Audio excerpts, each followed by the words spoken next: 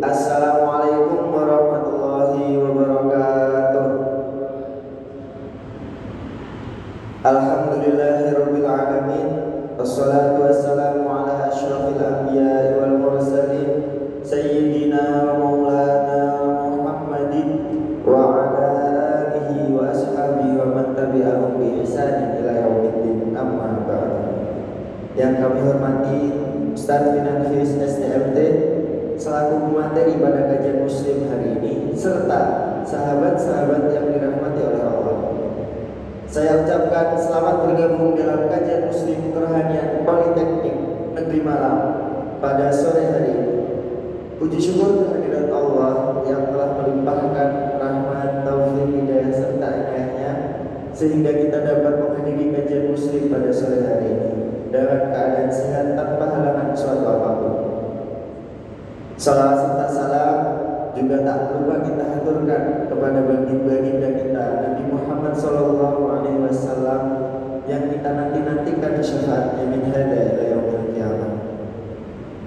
Sahabat yang dirahmati oleh Allah, sebelum kita mulai, perkenalkan saya Arda Davian Aditya Gautama selaku MC yang akan memandu acara kajian muslim pada hari ini. Izinkan saya membacakan susunan acara pada hari ini.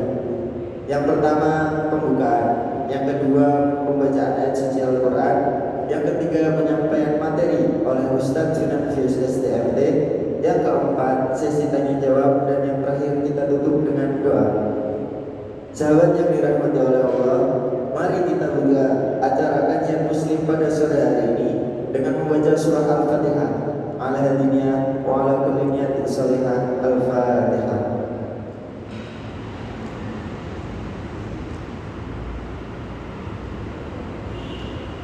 Amin amin ya rabbal alamin. Semoga dengan bacaan Al-Fatihah tadi Allah Subhanahu wa taala senantiasa melimpahkan rahmat serta kelancaran untuk kita pada sore hari ini. Amin ya rabbal alamin.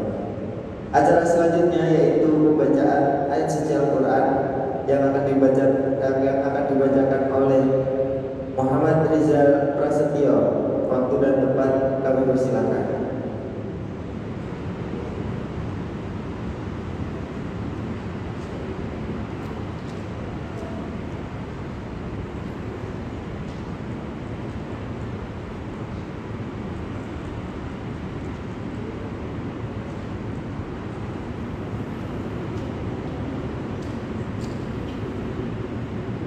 Assalamualaikum warahmatullahi wabarakatuh.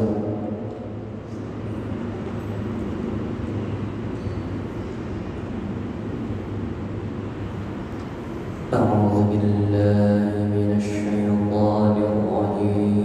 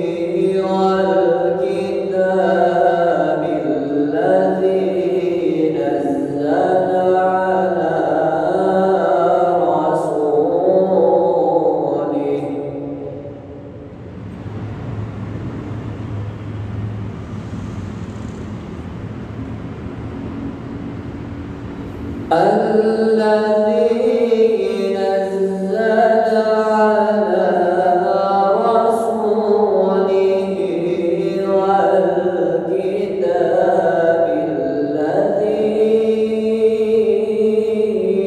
أنزل من قبل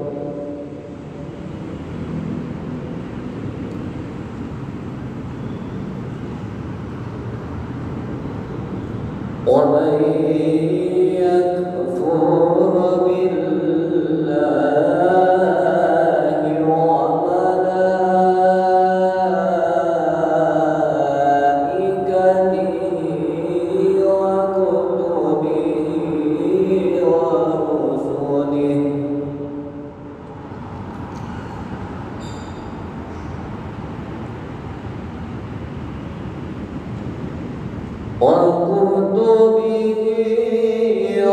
ورسله واليوم الآخر فقد ضل ضلالا بعيدا ورسوله واليوم الآخر فقد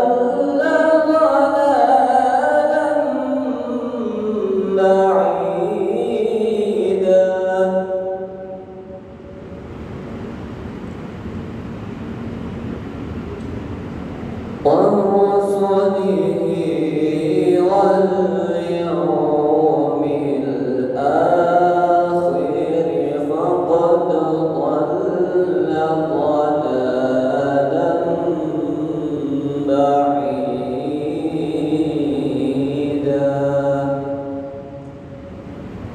صدق الله العلي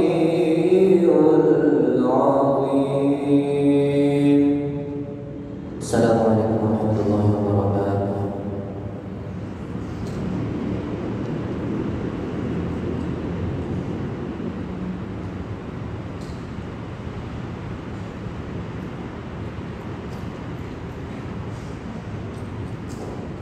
Sadaqallahul azim, sadaqallahul azim, sadaqallahul azim. Diucapkan terima kasih kepada Dina Muhammad Rizal Prasetyo. Semoga yang membaca dan yang mendengar mendapatkan rahmat dan karunia oleh Allah. Amin ya rabbal alamin. Lanjut ke acara selanjutnya, yaitu penyampaian materi oleh Ustadz Finansius selaku pemateri kajian Muslim hari ini dengan tema strategi menstabilkan iman dalam dinamika kehidupan kampus. Sebelum itu, saya informasikan kepada sahabat kajian Muslim hari ini, apabila saat penyampaian materi sedang berlangsung ada hal yang kurang dimengerti atau dapat ditanyakan nanti pada sesi tanya jawab yang insya Allah akan dijawab oleh Ustadz Finansius. Khusus bagi peserta yang ingin mengganti pertemuan mentoring selama acara berlangsung, dipersilahkan untuk meresum kajian dan dapat mengumpulkannya melalui barcode sebelum meninggalkan acara yang terdapat pada meja absensi. Baik, langsung saja kepada Ustadz Finansius STMT, waktu dan tempat kami persilahkan.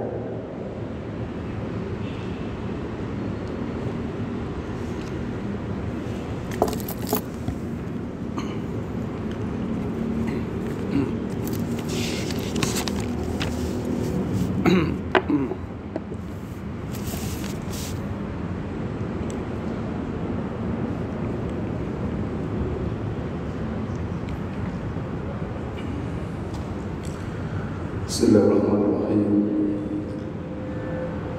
Assalamualaikum warahmatullahi wabarakatuh. Alhamdulillah, alhamdulillahirabbil alamin. Hamdan katsiran thayyiban mubarakan fihi.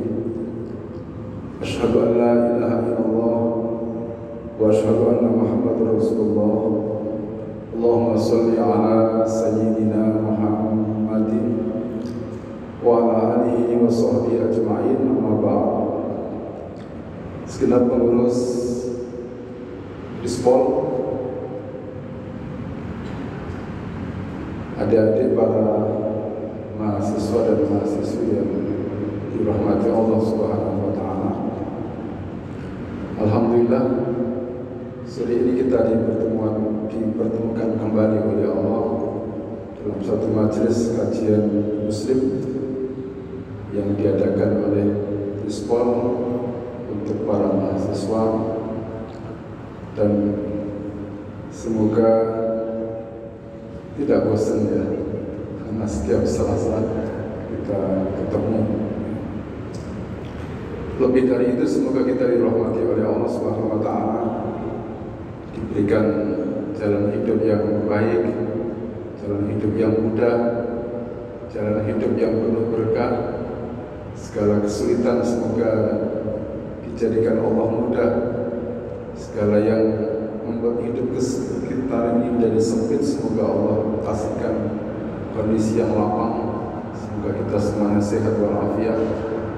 Demikian pula juga para orang tua kita yang ada di rumah, semoga beliau semua juga dikasih kemudahan dalam segala urusan, termasuk urusan mencari maisha, mencari bagian dari kehidupan untuk membiayai kita semuanya, dan semoga semuanya menjadi amal soleh, amal yang penuh kebaikan. Amin. Allahumma sholli ala Sayyidina Muhammad wa ala ali Sayyidina Muhammad. Tema pengajian sore hari ini, strategi menstabilkan iman. Mungkin agak sedikit saya ubah ya, strategi menjaga iman atau strategi menguatkan iman, karena terus terang memang iman kita itu ya belum pada taraf yang memang harus stabil, masih masih bertangga, jadi menjaga iman ini ya, menjaga iman ini dalam dinamika kehidupan kampus. Jadi menstabilkan, mungkin saya ganti menjaga atau menguatkan gitu ya, menguatkan. Ada nih para mahasiswa yang dirahmati Allah, di antara nikmat Allah Subhanahu wa Ta'ala, maka Allah mentakdir kita ini menjadi orang kampusan ya, menjadi orang kampusan, menjadi orang yang punya pendidikan ya, sehingga kita datang dari jauh ya, ada yang datang dari Jember, Banyuwangi, Probolinggo, mana lagi, Trenggalek, Kediri, Ponorogo, Madiun, ada Madiun. Kalau yang barat dari Lamongan, ada yang dari Lamongan, ada yang dari Bojonegoro, dari Tuban, ada dari Madura, Lumajang, dan daerah-daerah yang lain, khususnya di Jawa Timur dan beberapa daerah di luar Jawa Timur. Ini sesungguhnya adalah dalam rangka untuk menuntut ilmu, ya, untuk menjadikan hidup kita lebih baik. Itu nikmat Allah, ya, karena tidak semua orang berkesempatan, berkemampuan bisa seperti kita ini. Ya, ada sekian banyak orang dibanding yang bisa kuliah, itu pasti lebih banyak yang tidak bisa kuliah. Lebih khusus lagi dibanding yang bisa kuliah di Malang ini, ya, tapi banyak yang tidak bisa kuliah di Malang, dan seterusnya dan seterusnya. Ya, terima kasih deh. Itu nikmat Allah yang besar, yang harus disyukuri oleh kita. Dan memang lazimnya ya, kehadiran kita di kampus ini mestinya juga menjadikan kita ini lebih baik. Jadi secara akal keilmuan juga menjadi lebih baik, secara moral keagamaan juga menjadi lebih baik, secara kehidupan bersosial bermasyarakat juga mestinya lebih baik. Nah, jadi idealnya jadi akal pikiran kita menjadi akal pikiran yang tercerahkan karena kita keseharian berhubungan dengan ilmu. Moral keagamaan kita juga menjadi semakin baik karena kita juga semakin dewasa. Dan pola pikir sosial kemasyarakatan kita juga harusnya menjadi lebih baik karena kita bercampur secara heterogen dengan berbagai orang ya, mulai bergaul dengan sesama, bergaul dengan dosen, bergaul dengan siapa saja yang ada di sekitar kita ini. Harusnya memang kehidupan kita menjadi lebih baik. Benar nggak? Ada yang tidak setuju? Ini idealnya, harusnya menjadi lebih baik. Jadi akalnya lebih sehat, gitu. Apalagi pikirannya juga lebih sehat, agamanya juga lebih sehat. Kemudian dimensi sosial kehidupannya juga menjadi lebih sehat, pergaulannya juga mestinya lebih sehat. Namun kenyataannya apakah seperti itu? Ternyata ya iya ya tidak ya. Jadi bisa dibilang iya untuk sebagian orang, tapi juga bisa dibilang tidak untuk sebagian yang lain. Cuma saya belum pernah melakukan penelitian sosial. Kira-kira yang lebih banyak itu yang mana? Yang menjadi lebih meningkat atau yang lebih menjadi lebih menurun? Kira-kira yang mana? Yang mana kira-kira? Kalau saya boleh husnudzon ya, maka saya lebih memilih yang pertama. Jadi atas dasar husnudzon, ya, jadi akal pikirannya lebih banyak yang tercerahkan, keagamannya juga lebih banyak yang mengalami peningkatan, kemudian pergaulan sosial dan pemasaran juga menjadi semakin lebih dewasa, menjadi lebih baik. Itu pikiran saya dan itu husnudzon saya, ya. Kalau nggak dibilang harapan saya, pastinya kalau harapan pasti ya. Tapi saya berhusnudzon setidaknya yang saat ini kumpul di tempat ini itu pastinya adalah lebih baik. Nah, adik-adik yang dirahmati Allah Subhanahu wa taala, mengapa kadang-kadang harapan itu kenyataannya tidak sesuai dengan harapan? Tidak bisa kita pungkiri ada mahasiswa yang dulunya itu waktu masih di kampung halamannya, ya, itu rajin gitu ya, suka belajar gitu ya. Begitu nyampe di Malang bahkan sudah kuliah, tapi ternyata mood itu hilang, ya. Sehingga ala-ala belajar kadang tugas saja numpuk itu nggak dikerjakan, ya. Kalau dikerjakan juga kadang sangat terpaksa untuk mengerjakannya, pokoknya asal ngumpul kan gitu ya. Ada loh mahasiswa dikasih tugas membuat semacam tulisan lah, makalah itu. Ketika saya tanya, kamu sudah pernah baca makalah ini? Belum, Pak. Ya, ketika mahasiswa itu harus membaca makalah itu di depan dosennya, di depan teman-temannya, itu sak kelas pada ketawa karena tulisannya itu nggak jelas. Jadi dia hanya main pokoknya comot-comot tapi nggak bisa dimengerti, bahkan ada yang lucu itu tulisan. Nah, kenyataannya juga ada bisa dipungkiri bahwa ada orang itu yang dulu ketika masih di daerahnya itu rajin sholat, rajin baca Quran, rajin pengajian. Tapi begitu di Malang sudah kehilangan itu semuanya. Ada nggak yang seperti itu? Ya. Ada orang di mana ketika dia masih di daerahnya, dia itu aktif di kegiatan-kegiatan sosial kemasyarakatan itu, ikut ini, punya perhatian itu. Begitu sampai di Malang, misalnya sampai di tempat kuliah ini dan kuliah sekian lama itu, dia kehilangan kesempatan itu semuanya, ya, sehingga waktunya habis untuk kadang-kadang sesuatu yang tidak jelas. Alih-alih habis untuk belajar, kadang-kadang itu habis untuk cangkruan di kafe-kafe. Ada yang seperti itu. Tapi wongnya gak teko ya. Jadi ada Ustaz, ya tapi orangnya gak datang. Kalau yang datang ini Masya Allah ya. Nah, adik-adik, mari kita sadari bersama bahwa memang tidak bisa dipungkiri ada namanya cultural shock, di mana orang itu mengalami kejutan budaya kebiasaan, ya. Ndek kono ketemu konco sing api-api, barang ndek kene pas ketemu sing konco sing gak pati-api, ya.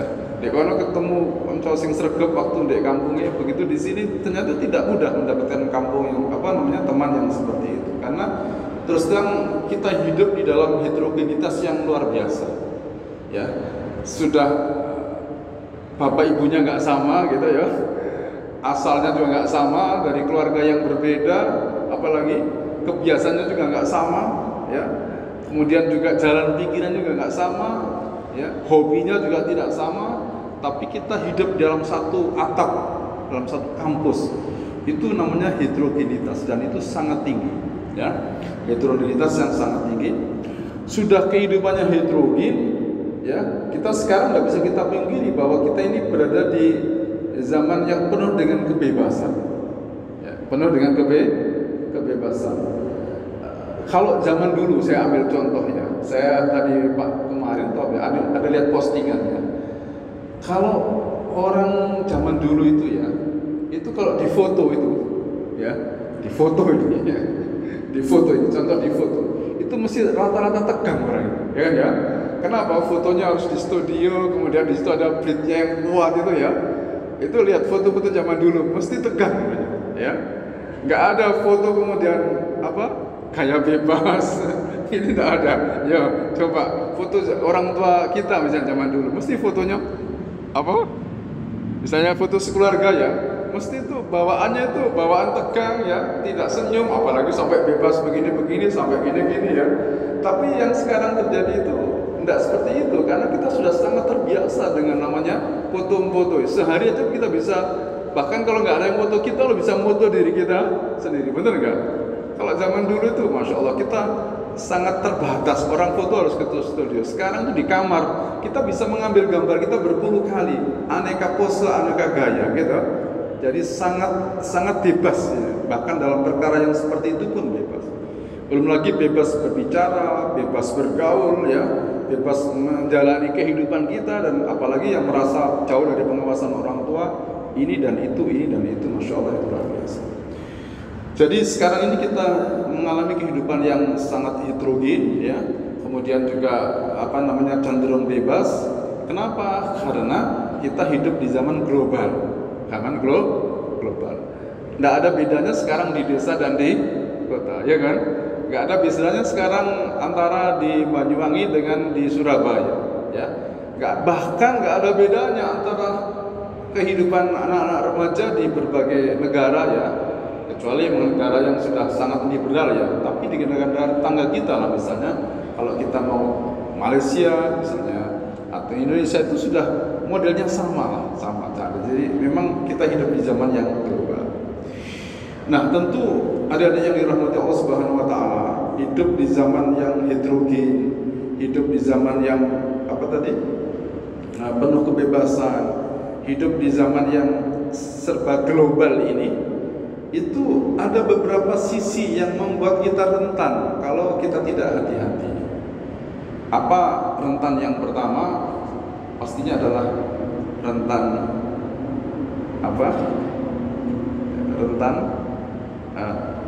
semangat keagamaan, rentan jadi mengalami kemunduran.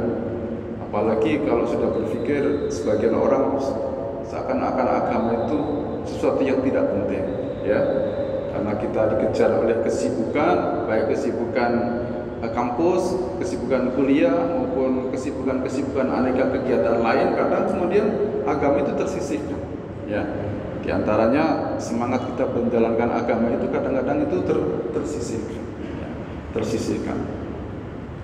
Belum lagi rentan dalam kaitannya dengan pergaulan, ya. Banyak anak-anak itu yang kemudian jatuh di pergaulan yang salah, ya, jatuh di pergaulan yang salah. Tapi saya pastikan itu anaknya nggak datang, ya, anaknya tidak ada, wongnya nggak teko, ya. Dari pergaulan yang salah, ya. Baik bergaul sesama jenis, atau bergaul dengan lawan jenis. Pokoknya menjalani pergaulan yang keliru lah.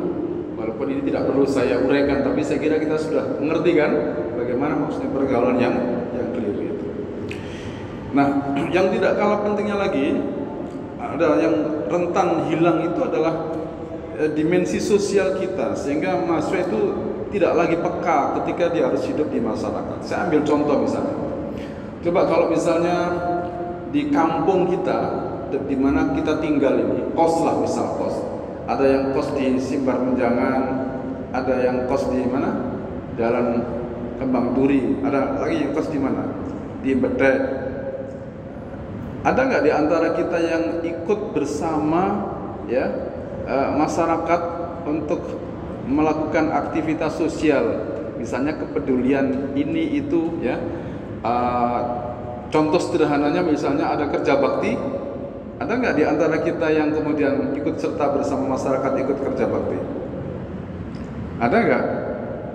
Ada nggak di antara kita misalnya tetangga kita sakit kemudian kita ikut mengunjungi? Nggak. Ada nggak di antara kita bahkan mungkin rumah sebelah kos kita itu meninggal dan kita ikut ikut sibuk untuk menata kursi dan seterusnya? Nggak juga kan ya? Ini kadang-kadang bahkan wis ketok tonggone repot menunggu itu tidak ada upaya bagaimana kita ikut terlibat di dalam kegiatan-kegiatan sosial kemasyarakatan seperti itu. Itu rentan terjadi. Dan masih banyak kerentanan-kerentanan yang lain yang jelas bahwa tidak sedikit mahasiswa itu yang pada akhirnya mohon maaf itu kehilangan jati diri. Walaupun pastinya itu kasus per kasus ya, jati diri yang semestinya dia tumbuh menjadi lebih baik, tapi bahkan jati dirinya semakin nggak jelas, semakin ngambang ya, karena faktor rentan yang disebabkan oleh faktor-faktor yang tadi sudah disebutkan, di antaranya heterogenitas, kemudian kebebasan, globalitas dan seterusnya.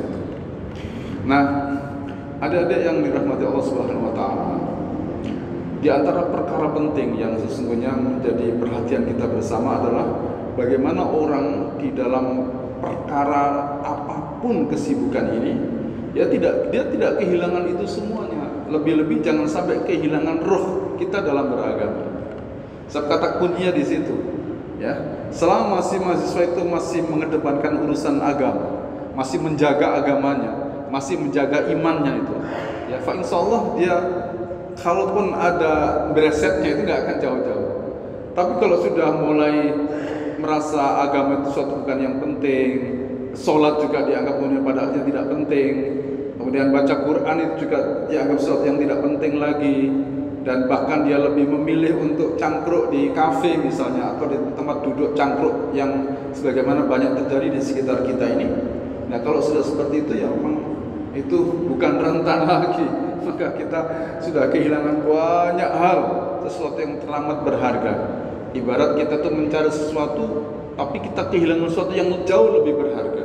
Ya, yakinlah bahwa orang tua kita mengirimkan kita ke Malang ini untuk kuliah, itu agar kita menjadi lebih baik sebenarnya. Ya, dalam perkara apapun, dalam perkara apapun. Kalau tidak percaya misalnya tanyaan ibumu, Bu, seandainya saya itu sudah nggak sholat, ibu gimana? Kira-kira sedih nggak ibunya? Sangat sedih. Seandainya saya salah dalam bergaul, ibu kira-kira sedih apa tidak sedih? Sangatlah sedih.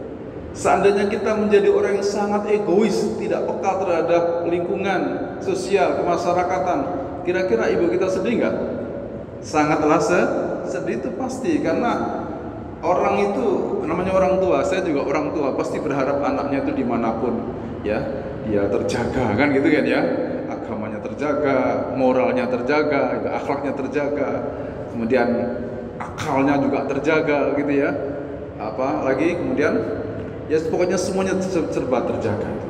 Nah, tapi memang terus terang tidak mudah hidup di zaman seperti ini, apalagi ya kita ini menghadapi tantangan baik dari segi internal, tugas-tugas kuliah yang sangat menyibukkan terus terang ya. Juga ada faktor-faktor dari luar yang itu sangat menggoda, bahkan lebih banyak lagi berpengaruh dalam kehidupan kita ini. Maka saya ingatkan ada sebuah hadis dari baginda Rasulullah SAW dari sahabat Anas bin Malik radhiyallahu anhu. Diriwayatkan bahwasanya Rasulullah SAW itu bersabda, ya'ti 'alan nasi zamanun as-sabiru fihim 'ala dinihi khal qawid 'alal jamri au kama qala, hadis riwayat Tirmidzi. Akan datang di suatu zaman, berarti ini zaman akhir ya. Akan datang di suatu zaman, namanya zaman akhir pastinya, karena waktu itu belum. Rasulullah meramalkan akan tiba suatu masa, berarti di zaman. Nanti kita lihat apakah kita sudah masuk pada zaman yang digambarkan oleh Nabi ini atau tidak ya. Jadi kata Nabi, akan datang suatu zaman di mana as-sabiru fihim ala dinih, orang yang berusaha dengan kuat untuk berpegang teguh pada agama, orang yang berusaha menjaga agama, menjaga iman Islamnya itu oleh Nabi digambarkan kal khabid alal jamri, seperti halnya orang itu menggenggam bara, ya. Jadi saya ulangi, Kanjeng Nabi itu dawuh, Kanjeng Nabi itu bersabda,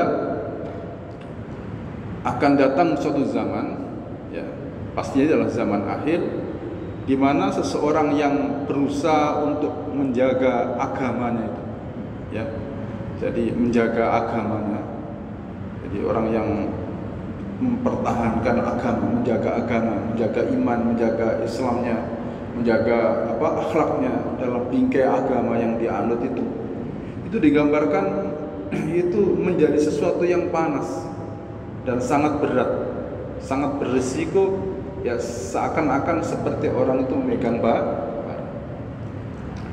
Memegang bara itu tidak semua orang kuat, ya, kecuali orang yang terlatih, ya, kecuali orang yang memang siap dengan alatnya sehingga mampu memegang dengan baik-baiknya. Tapi umumnya kalau orang sudah bicara masalah bara, rata-rata orang itu tidak menjadi orang yang kuat, ya, menjadi orang yang kuat, sehingga karena tidak kuat, sehingga karena panas sehingga dilepas itu.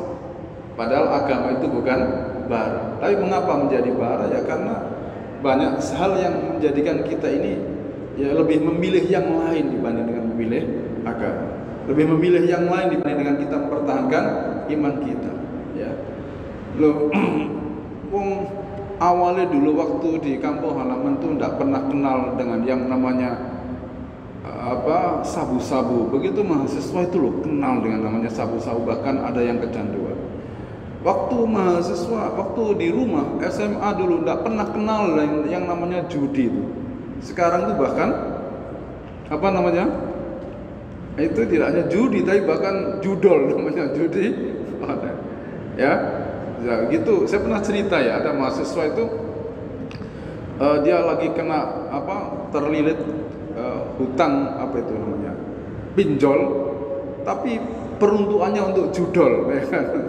Jadi pinjol untuk judol, sama-sama tidak baiknya, ya kan, ya. Saya tanya, apakah banyak deh teman-teman mahasiswa yang kena seperti itu? Oh banyak Pak, katanya. Saya tanya lagi, apakah termasuk mahasiswa Polima juga banyak? Dia jawab, ya banyak juga lah Pak. Tapi ini orangnya nggak datang, ya. Pokoknya nggak teko ini.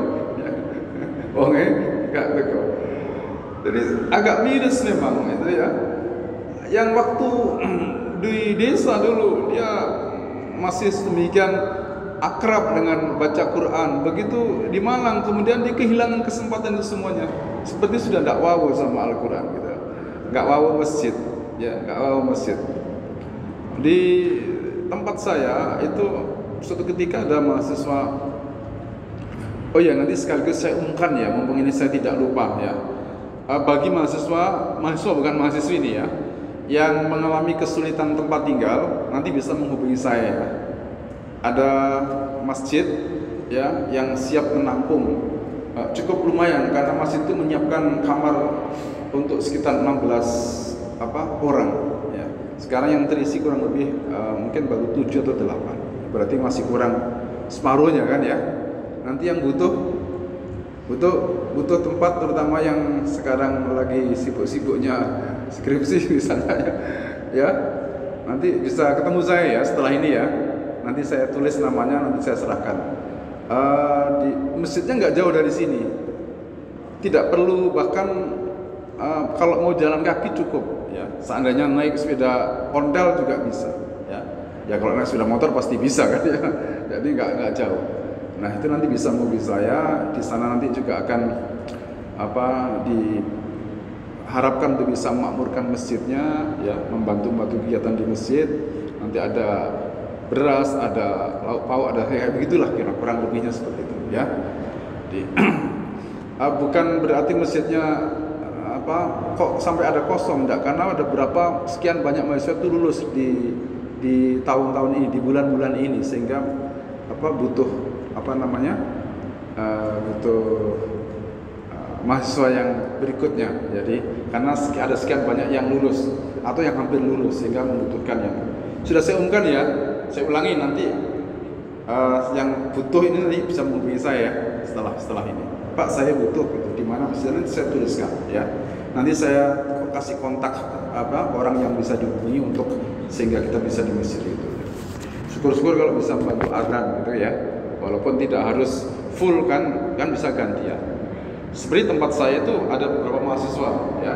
Di masjid tempat saya juga ada beberapa mahasiswa. Nah, suatu ketika ada mahasiswa datang kepada saya itu, Pak, saya mau tinggal di sini, Pak. Kenapa kok tinggal di sini? Saya tanya.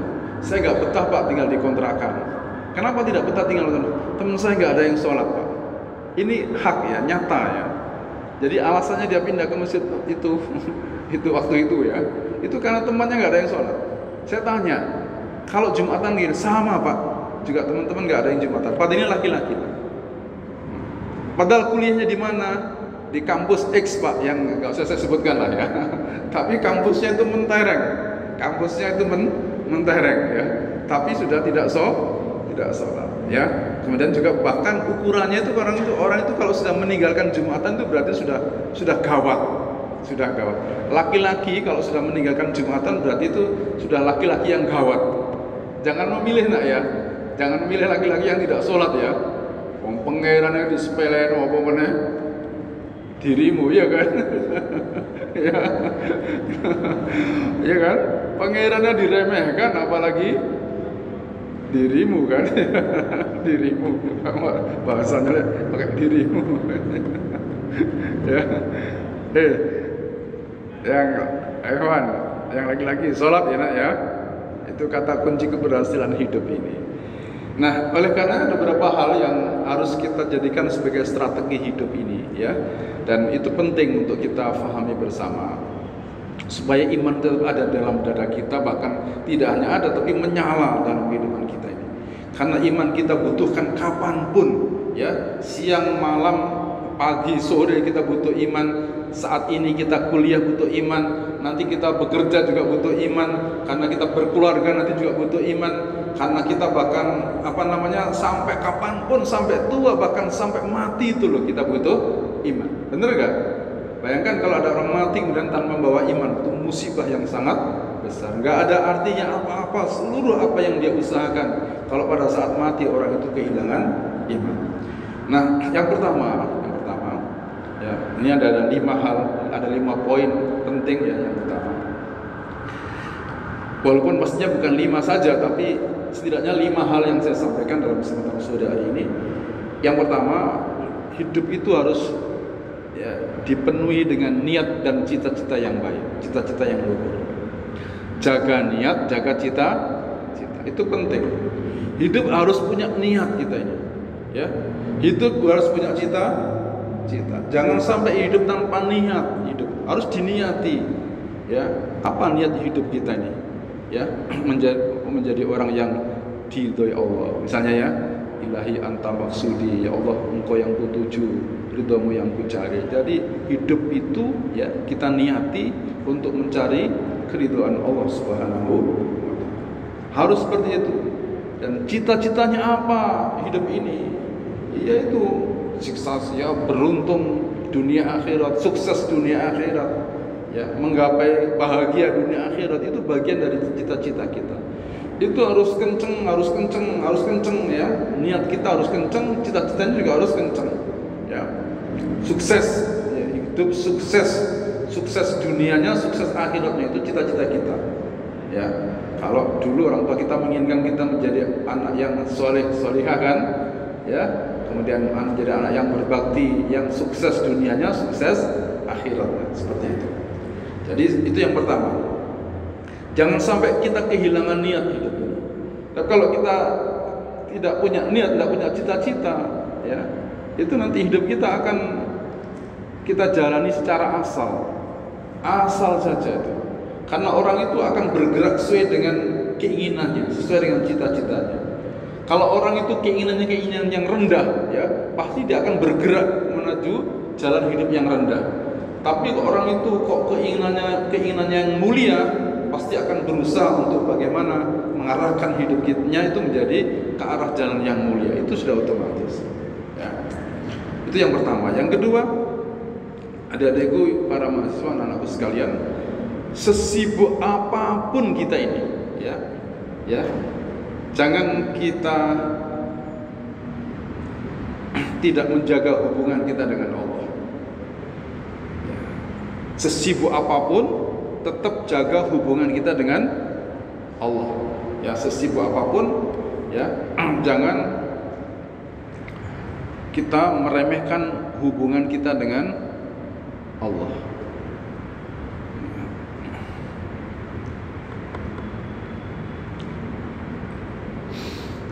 Dan pastinya juga jangan kita meremehkan hubungan kita dengan orang tua.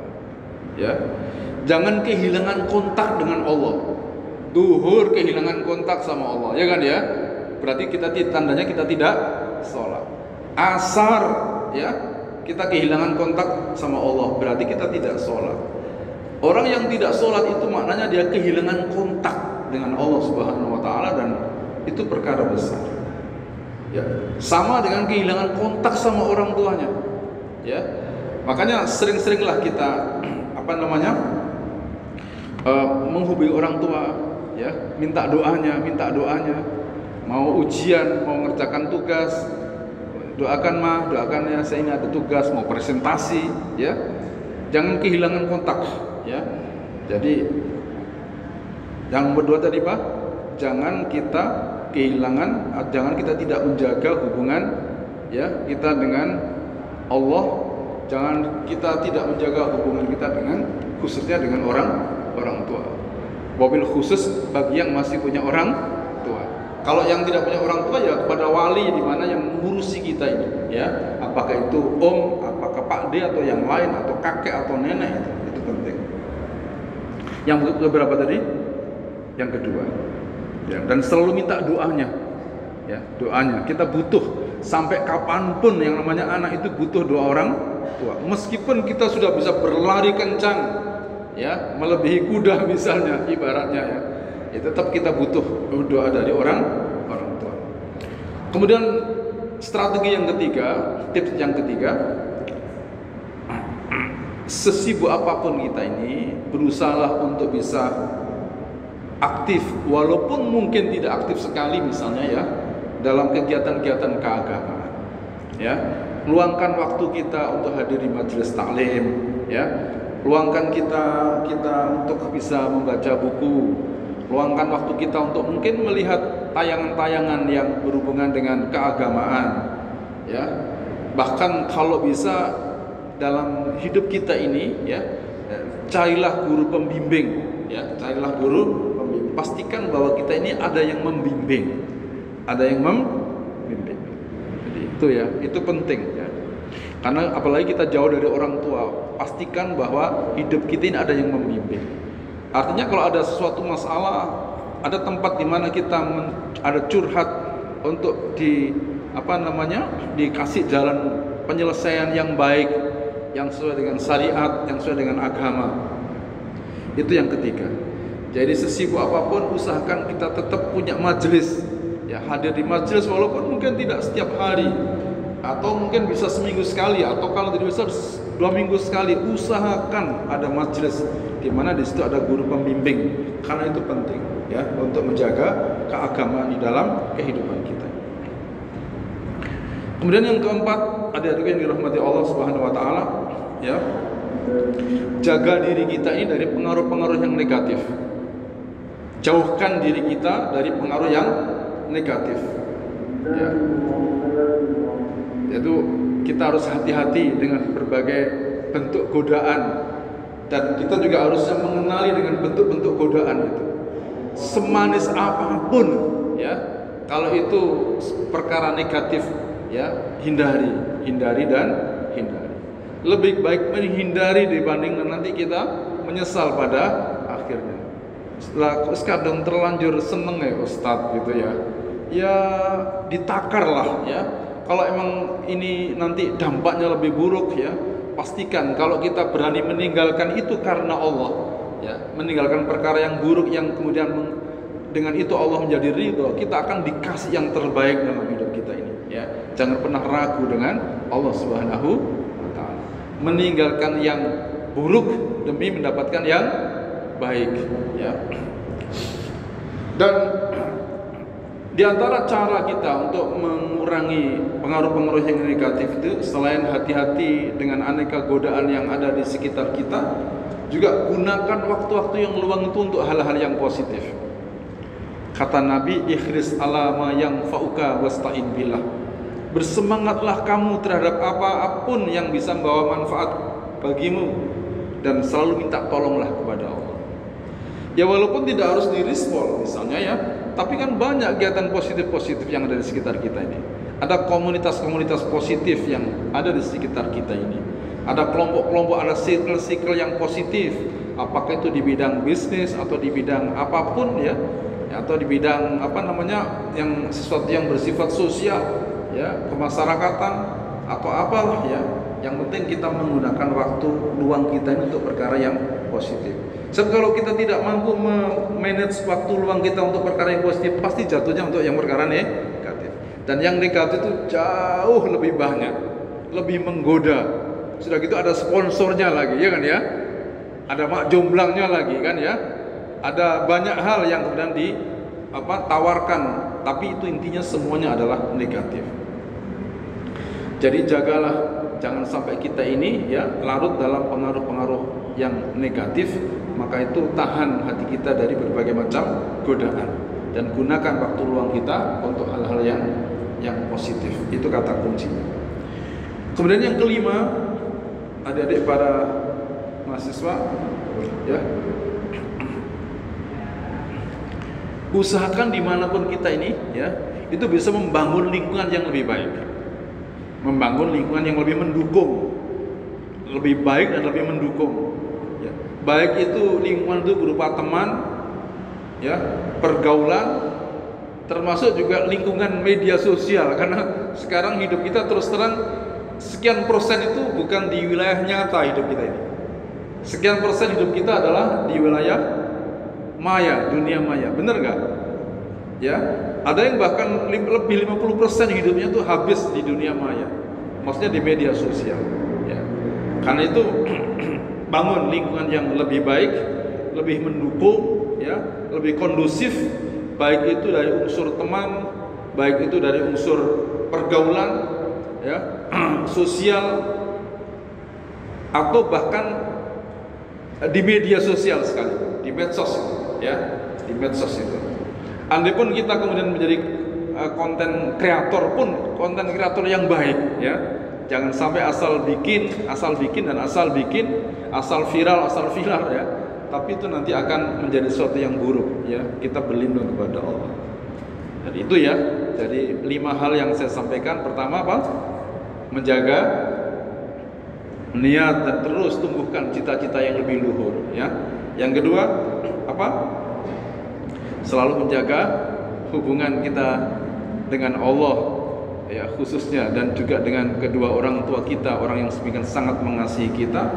Sebisa mungkin yang ketiga aktif di kegiatan-kegiatan keagamaan, ya, mengikuti kajian, cari pembimbing guru, cari informasi tentang keagamaan.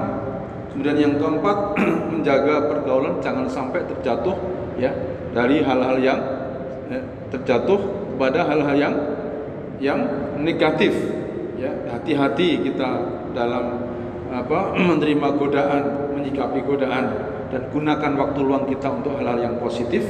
Dan yang kelima, dimanapun kita, apakah di kelas, apakah di tempat kos, selalu bangunlah lingkungan yang lebih baik. Dan dengan teman, dengan pergaulan kita, di media sosial kita, dimanapun kita tumbuh, dimanapun kita hidup, dimanapun kita ada, bangunlah, ya, lingkungan yang lebih baik, lebih kondusif, saling membantu di dalam kebaikan, saling menasihatkan di dalam kebenaran. Itu penting, ya. Itu 5 hal yang saya kira kalau ada hal-hal yang bisa ditambahkan nanti silahkan dicari sendiri. Tapi andaikan 5 itu saja bisa kita pertahankan dalam diri kita, Masya Allah, itu sudah sesuatu yang luar biasa. Demikian yang bisa disampaikan, saya kira itu menjadi renungan kita dan tugas kita bersama, karena diri kita adalah proyek paling berharga dalam hidup kita. Allah sudah serahkan diri kita ini untuk kita urus, ya, untuk kita jaga, untuk kita jadikan menjadi lebih baik. Jangan sampai kita yang sudah dilahirkan orang tua dengan seluruh pengorbanan ini hanya menjadi orang yang pada akhirnya menjadi sumber kekecewaan bagi orang tua, dan pasti itu sebuah kerugian yang sangat besar. Semoga iman dan keagamaan kita, iman dan akhlak kita selalu tumbuh mengiringi kehidupan kita bersama. Amin Allahumma amin. Demikian yang bisa disampaikan. Silakan kalau ada yang mau ditanyakan. Mohon maaf ini waktunya sudah jam 5 dan tadi memang waktunya agak terlambat ya. Nanti tapi kalau masih ada pertanyaan nggak apa-apa. 1 atau 2 ya. Monggo dipersilakan.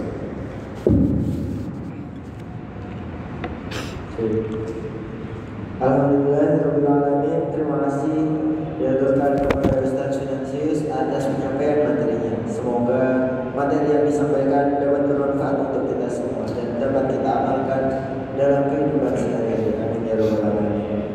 Selanjutnya masuk pada sesi tanya jawab. Bagi peserta yang ingin bertanya, dipersilakan. Saya berikan kesempatan untuk peserta yang akhwat 1 atau 2 pertanyaan.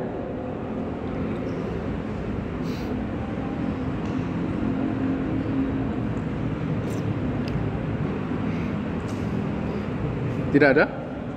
Cukup jelas? Ya, cukup jelas ya. Oh ya. Ya, silahkan. Ada pertanyaan?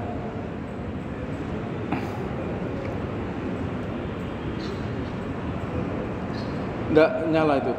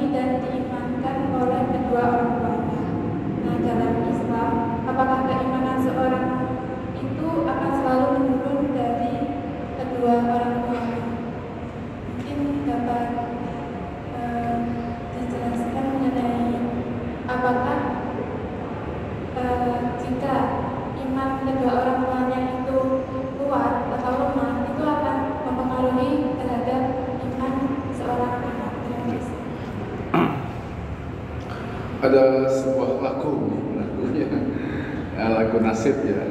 Iman tak dapat diwarisi dari seorang ayah yang bertakwa.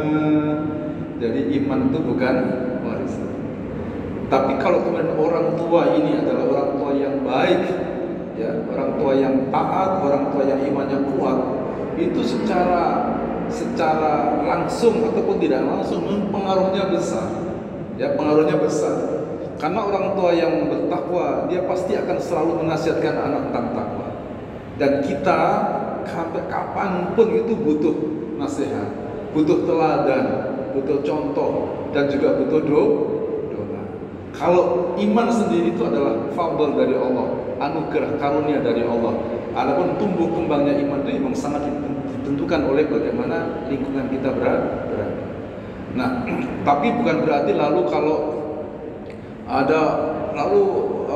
kalau orang tuanya itu memang agamanya sangat rendah, itu kemudian tidak tumbuh menjadi orang yang yang imannya kuat. Tidak mesti. Dulu ada anak keputrian di sekolah ini ya, itu orang tuanya sama sekali tidak mengenal sholat, ya, dari tidak mengenal sholat. Bahkan ayahnya tidak pernah sholat sama sekali. Demikian juga dengan orang tua yang lainnya, tidak kenal sholat, tidak pernah. Tapi masya Allah, anak itu rupanya dikasih anugerah Allah. Di sini juga ditemukan Allah dengan lingkungan yang sangat kondusif ya. Karena itu sekian persen orang itu sangat juga dipengaruhi oleh lingkungannya. Walaupun faktor diri itu juga sangat menentukan. Jadi kalau itu dikatakan warisan dari orang tua, iman itu memang tidak. Tapi kalau itu dikatakan sebagai ada pengaruh ya langsung ataupun tidak langsung itu benar. Jadi ibarat kalau itu tanaman itu sudah ada gitu ya. Nah, orang tua yang selalu menjaganya, menyiraminya dengan baik, ibarat tanaman itu, nanti tanaman itu akan tumbuh dengan baik. Saya kira itu maka berdoalah ya kita sebagai anak agar orang tua kita ini tetap dijaga iman Islamnya oleh Allah ya. Berdoalah agar orang tua ini menjadi orang tua yang taat ya, yang selalu berusaha untuk mencari hal-hal yang halal untuk kehidupan kita, kan itu juga pengaruhnya ada dalam kehidupan kita, terutama dalam kehidupan keimanan. Saya kira itu ya jawabannya ya. Semoga orang tua kita orang tua yang hebat ya, hebat lahirnya, hebat batinnya, hebat lahirnya, hebat batinnya, hebat maisahnya, dan juga hebat agama ya. Semoga kita nanti menjadi keluarga yang tumbuh di dalam kebaikan, tumbuh dalam keberkahan, dan menjadi keluarga yang diridhoi oleh Allah Subhanahu wa taala. Amin Allahumma. Saya kira itu. Ya. Baik, dikarenakan keterbatasan waktu, saya tanya jawab saya cukupkan. Masuk ke acara terakhir yaitu doa yang akan dipimpin oleh Ustaz Venansius. Kepada Ustaz, waktu dan tempat kami persilakan. Sebelum doa saya ingatkan pertama tadi kalau yang untuk tempat nanti segera hubungi saya setelah ini ya. Nanti saya catat namanya, saya minta nomor WA-nya. Kemudian saya mengingatkan bahwa besok itu hari Rabu dan hari Kamis. Itu yang pertama besok itu adalah Yaumut Tarwiyah namanya, ya. Hari Tarwiyah. Kemudian yang hari Kamisnya namanya Yaumul Arafah, hari Arafah. Di kedua hari ini kita disunahkan untuk berpuasa. Lebih lagi yang hari Arafah. Seandainya besok karena kita praktek berat misalnya ya, harus menek-menek yang seperti sipil, harus gali-gali, harus masang aspal yang berat, dan kita tidak mampu, tapi setidaknya usahakan hari Kamisnya kita berpuasa. Hari Jumatnya jangan berpuasa. Hari Jumat, Sabtu, Ahad, Senin nanti kita tidak boleh berpuasa karena itu yang mutasyrik ya. Tapi yang hari Kamis ini usahakan kita berpuasa karena hari Tasyrik yang Arafah itu menghimpun aneka kebaikan ya, menghimpun juga aneka ibadah di dalamnya. Yaitu ya, mari kita bersama-sama berdoa kepada Allah Subhanahu wa taala semoga apa yang menjadi harapan dan cita-cita kita dikabulkan oleh Allah Subhanahu wa taala. Semoga hidup kita tumbuh bersama iman, hidup kita sukses juga bersama iman, dan mudah-mudahan iman kita membawa keberkahan zahiran wa batinan. Amin Allahumma amin. Al-Fatihah.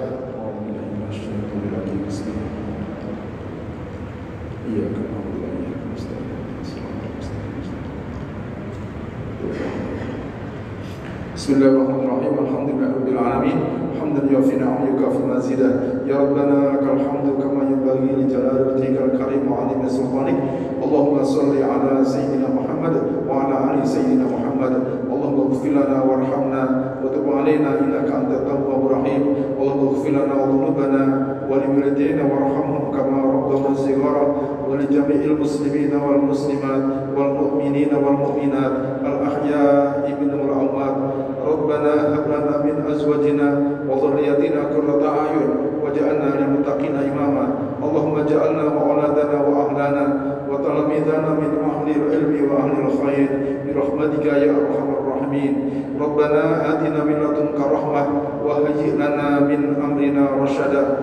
Rabbana atina fid dunya hasanah wa fil akhirati hasanah wa qina adzabannar wa adkhilna al-jannata ma'al abrar ya aziz ya ghaffar ya rabbal alamin. Wa sallallahu ala sayyidina Muhammadin wa ala alihi wa sahbihi ajma'in. Subhana rabbika rabbil izzati amma yasifun wa salamun alal mursalin walhamdulillahirabbil alamin. Semoga bermanfaat. Kurang lebihnya mohon maaf. Wassalamualaikum warahmatullahi wabarakatuh. Alhamdulillahirabbil alamin. Sahabat yang dirahmati oleh Allah, rangkaian acara demi acara telah kita lewati dan tibalah kita di penghujung acara. Saya informasikan kepada seluruh peserta kajian muslim bahwasanya pertemuan kajian muslim pada sore hari ini adalah pertemuan terakhir di semester ini. Jadi dilanjutkan di semester depan. Mari kita tutup kajian muslimah hari ini